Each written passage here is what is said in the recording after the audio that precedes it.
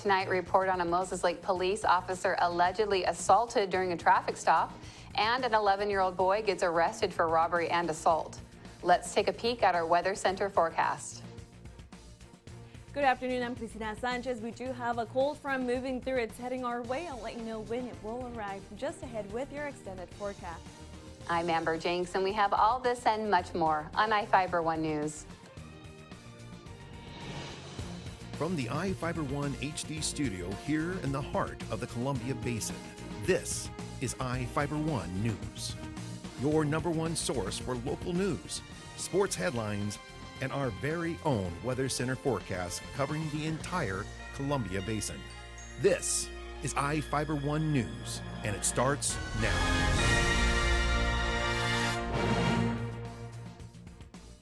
A woman was cited for DUI reportedly 5 minutes after a police officer warned her not to drive. An officer reportedly noticed Penny Womack, a 61-year-old Moses Lake woman, staggering Saturday afternoon in a parking lot on West Valley Road in Moses Lake. According to Moses Lake Police, the officer approached Womack and noticed she was trying to use a house key to unlock the door to her Ford Explorer. Womack reportedly admitted to drinking alcohol, and the officer told her she would get a ticket for DUI if she tried to drive. She reportedly told the officer she would call a friend for a ride. The officer left and parked around the corner. About 5 minutes later, he reportedly saw Womack driving the Ford Explorer out of the parking lot. The woman was stopped and issued a ticket for DUI. McKay Healthcare and Rehabilitation is working to reduce its debt to Grant County and began making payments this month. Reporter Cameron Probert has the details. The McKay Healthcare and Rehabilitation Center decreased its debt to the county during the first month of the year. The Soap Lake Hospital District repaid $69,000 of the roughly $1.2 million it owes to Grant County. District officials met with the Grant County Commissioners earlier in the week to discuss the debt. The district's debt to the county increased from $531,000 in July to more than $1 million by the end of the year. Officials reported they are continuing to work on marketing the long-term care facility to people in the area so they can attract residents. Director of Nursing Services, Connie Pratt, said the facility eased restrictions on its admission policy. The facility now accepts people under the age of 60, people using an intravenous drip, patients with wounds, and people coming to the center after 2 p.m. on weekdays and during the weekend. For iFIBER 1 News, this is Cameron Probert reporting. A man allegedly assaulted a police officer while trying to flee from a traffic stop Sunday afternoon in Moses Lake. Moses Lake Police stopped a blue Ford Explorer on Doolittle Drive after seeing Keelan Vasquez, a 31-year-old Moses Lake man, in the passenger seat. Police were reportedly looking for the SUV following a call about a domestic dispute. According to Moses Lake Police on Tuesday, Vasquez allegedly tried to walk away from the officer, but was told to come back. When the officer was trying to handcuff the man, he reportedly fled on foot. The officer reportedly caught up to Vasquez, who allegedly punched the officer. The officer was able to hold the suspect down until more officers arrived. Police reportedly found 9 grams of heroin in Vasquez's pocket during his arrest. Vasquez was arrested for possession of heroin, assault in the 3rd degree, and resisting arrest. A man allegedly broke windows to at least 3 downtown Moses Lake businesses on Sunday afternoon. Police were called to the area of West 3rd Avenue and Ash Street for a man throwing rocks at businesses. Officers reportedly found Dennis York, a 49-year-old Moses Lake man, with 2 handfuls of rocks. According to Moses Lake Police on Tuesday, York was allegedly intoxicated and possibly under the influence of narcotics. Windows were found damaged at Frederick's Jewelry, Red Door Cafe, and the Moses Lake Vision Center. York was arrested for malicious mischief in the 2nd degree. Now we take a look at people being sought by law enforcement. This is Sheriff Tom Jones with the Grant County Sheriff's Office. Each of the people you see here have a warrant for their arrest.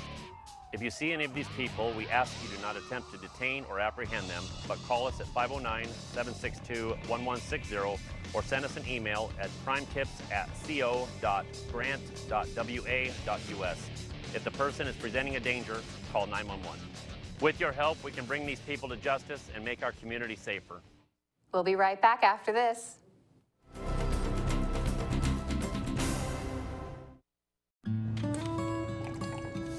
When the cold rolls in, it's time to turn on the heater and cozy up with a book. but turning up the heat can mean higher electric bills. And for some families in tough times, that could mean choosing between a warm meal or a warm house. For decades, people like you have extended a hand to help local families in need pay those winter electric bills. Share the warmth this winter to help keep your neighbor warm by giving a little when you pay your Grant PUD bill.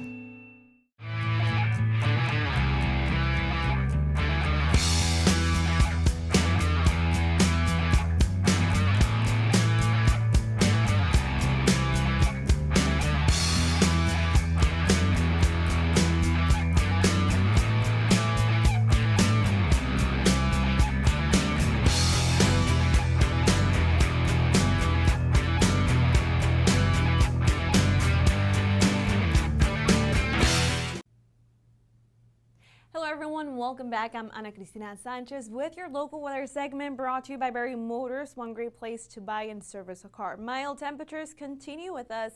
Locally breezy conditions throughout the next 24 hours and as we head into Friday as well.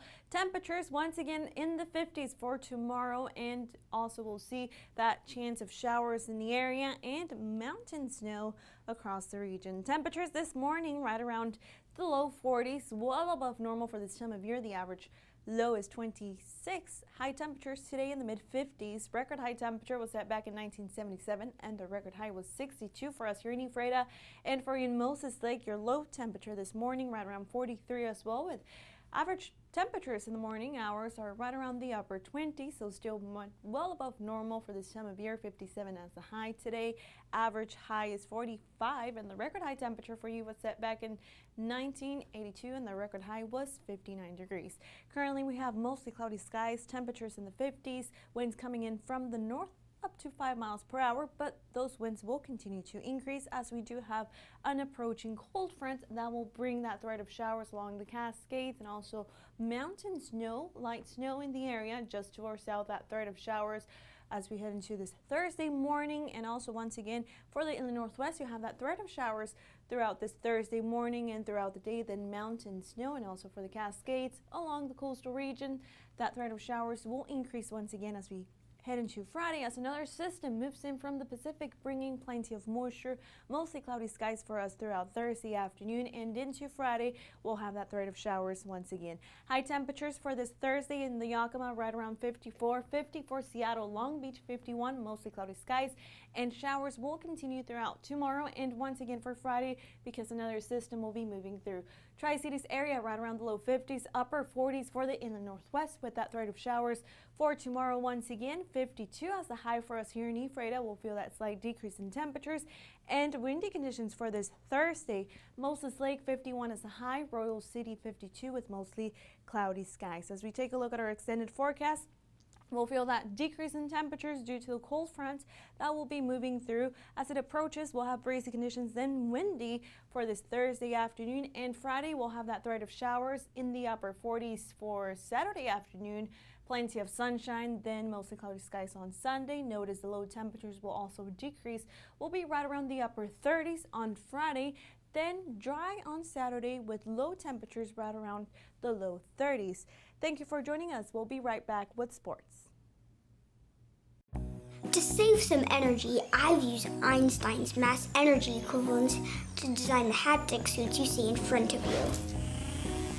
They will maintain our core body temperature while we completely turn off our heat and air conditioning. With the money we save on our Grant PUD bill, I'll be expecting that trip to Disneyland this year. You don't need to be a super genius to save energy and money. Visit grantpud.org to learn how. The new flamethrower cheeseburger now with a $5 lunch. I'm going flamethrower today. Remember what happened last time? I'm going flamethrower today. Gary, do you remember what happened last time? I'm going flamethrower today. Remember what happened last time? Comes with a Sunday now. I can handle it. You know your body, Gary. Go flamethrower. Now the DQ $5 lunch comes with the new jalapeno bacon flamethrower cheeseburger, plus fries, drink, and a sundae. This is fan food, not fast food. The Moses Lake Chiefs held off Eastmont 77-71 last night and are moving on to the second round of the district tournament. It was a tight back and forth in the first half, with the leads changing hands 9 times, and Moses Lake was up 33-29 at the break. Isaiah Thomas sank a three-pointer to open third quarter action, and the Chiefs pushed their lead 63-50 heading into the final 8 minutes. The Wildcats made a ferocious run to close the gap 71-66 with just under 2 minutes to go. Thomas and Ricardo Gonzalez fouled out down the stretch, and Eastmont made it a three-point ball game, 74-71, with 25 seconds left on the clock. Zach Phillips iced the game with 2 late free throws, and Moses Lake held on for the win. Cesar Sandoval led the Chiefs with a double-double 29-point, 14-rebound effort. Phillips added 14 points, and Thomas and Gonzalez finished with 13 each. Moses Lake hits the road to Yakima Thursday for a round 2 matchup against the Davis Pirates. A scary situation happened on the basketball court, leaving one Wisconsin teenager in the hospital. CNN's Danica Lewis has the details. It's a temporary fix for a very serious accident on Sunday afternoon during a basketball tournament, enough to make parents double check for cracks in all of the floorboards here. And for the man running the tournament, who's seen 2,000 games, it's something he has never seen before. I mean, there's no rhyme or reason to this one. A now quiet field house was filled with confusion Sunday afternoon as a player went flying into the floor and couldn't get up. And the official said, well, what do you mean? Are you hurt? And she's like, there's a piece of wood stuck to me. Perry Hibner was running the tournament when the 14-year-old Wisconsin Heights player was impaled by the court. The board had split in the middle and stuck into the young player. Her mom, the coach, was quickly by her side. It was 3 to 4 inches long, and in some parts of it, probably between 1/4 and 1/2 inch deep. Minutes later, emergency crews show up, and everyone else is asked to leave the gym. We thought they were probably going to have to remove an entire board and then take the board to the hospital. They didn't have to do that, but the 8th grader was loaded up on a stretcher and spent the night at the hospital. None of her internal organs were hit by the wood. I don't know that we'll ever hear something like this ever happening again anywhere. Hibner is especially surprised it happened here in Middleton, where the floor is just 15 years old. For now, a replacement sliver of wood is glued and guarded by garbage cans. It should be permanently fixed in the next week or so. I've got a tournament here in 2 weeks, and I have every belief that we'll be playing on this court then as well. Hibner is confident that the rest of the court will hold up and says he doesn't expect any legal action against the school district. Kind of like a strike of lightning, where you just don't think those things are going to happen. I mean, it was a complete fluke. Hoping that unlucky lightning doesn't strike twice. I just think sometimes strange things happen and there's no explanation for the phenomena. The once unstoppable Ronda Rousey has changed dramatically since her knockout loss to Holly Holm. Will she be able to overcome her personal demons? CNN's Mary Maloney has the story. Sports Illustrated calls its newest cover girl, Ronda Rousey, a cultural phenomenon who is the perfect combination of beauty, brains, brawn, and humility. But before the sports mag painted a swimsuit on the former UFC champ, Rousey stunned the sporting world by losing a fight. She tells Ellen at her lowest, she thought of suicide. I was sitting in the corner and I was like, what am I anymore if I'm not this? And I was literally sitting there and like, thinking about killing myself, and then exact second I'm like, I'm nothing. I'm like, what do I do anymore? To be honest, I looked up and I saw my man, Travis, was standing there, and I was looking up at him, and I was just like, I need to have his babies. I need to stay alive. There are a lot of people out there that have thoughts like that, and they're looking at you going, wow, if she can have thoughts like that. So you just did a lot of good for a lot of people. Being defeated is a choice. Everybody has losses in their life, but I choose to always be undefeated.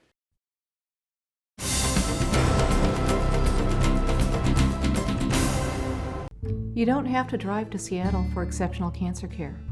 Confluence Health's cancer program delivers world-class care close to home. We have a highly experienced oncology team in a state-of-the-art facility, and we're a member of the Seattle Cancer Care Alliance, which gives our patients access to world-renowned therapies developed at Fred Hutchinson, the University of Washington Medicine, and Seattle Children's. Together with the SCCA, we're delivering world-class cancer care close to home.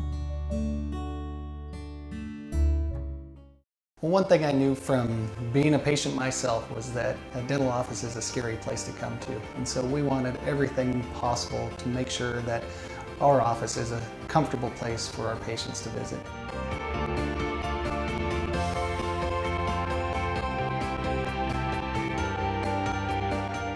The patients that I have, my clients, have made me a part of this community, and we want to give back in every way possible.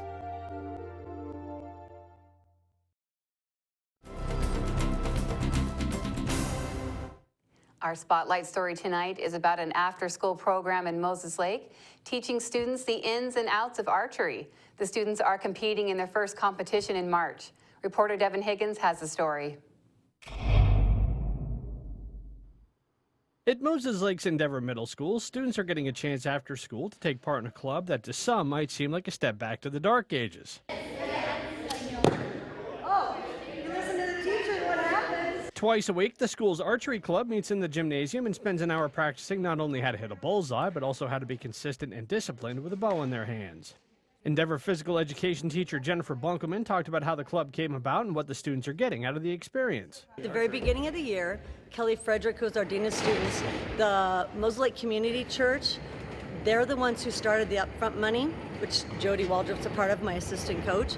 And they started the money. She found the grant with NASPA, National Archery in Schools Program, and along with Field and Wildlife and American Best Foods in Town. They all donated money. And so we went and got trained to be instructors in October, and we got all this equipment for free, which is a few $1,000s worth of stuff. And since we had it and there was so much interest with the kids, they said, why can't we be a club? And so we are the first club out of Endeavor, which is great. And I'm just excited that these kids like something that for them it could be lifelong. Some kids already have hunting families and some don't, and it's just archery. And there's been a lot of people in the school district, what, you have archery, it's so dangerous. And the statistics show archery is safer than any other ball sport except for ping pong. So because of, you watched tonight, the whistles, it's very regimented. Archery in the wild might be different, but archery in the schools is so safe because the kids are trained. They have to do notes, they have to pass a test before they even get to go to the line.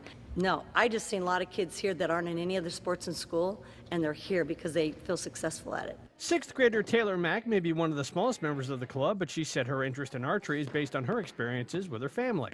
Every once in a while, I do go to my grandparents' house and I shoot the bow at their house, and I just really got interested in it when I realized when I walked in one morning and I saw that there was a sign up for archery, and I just signed up.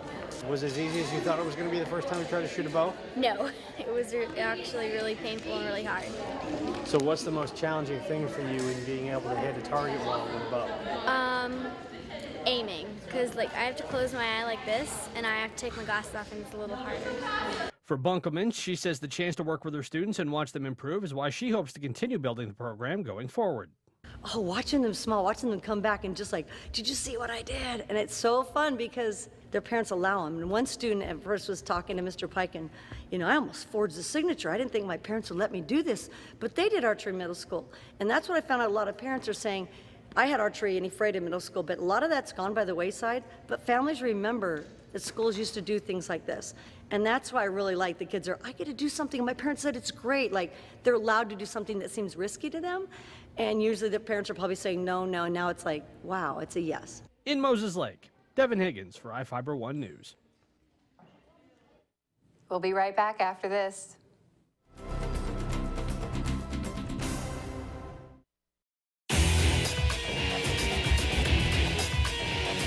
We are real students, and this really is our college. My dream will change the outcome of my life. My college is allowing me to achieve my dream. My dream is to be a pilot. My dream is to be a nurse. Only you can determine your dream. Big Bend will help you get there. What's your dream?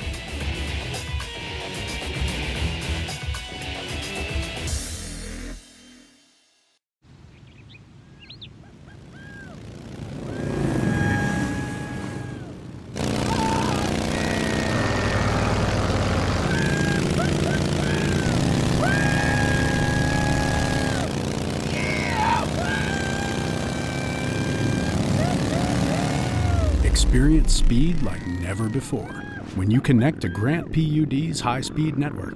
Visit grantpud.org to learn more.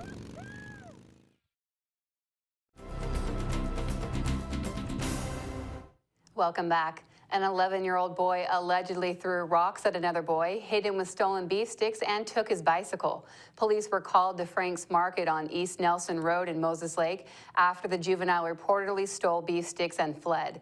About 2 blocks away, the boy allegedly assaulted another 11-year-old boy on a bike by throwing rocks and hitting him with the beef sticks, according to Moses Lake Police on Tuesday.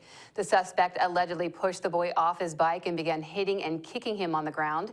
A 14-year-old boy tried to stopped the assault, and the suspect reportedly put the boy into a headlock and punched him, according to Moses Lake police. The suspect reportedly got onto the boy's bike, rode off, and was later found by police.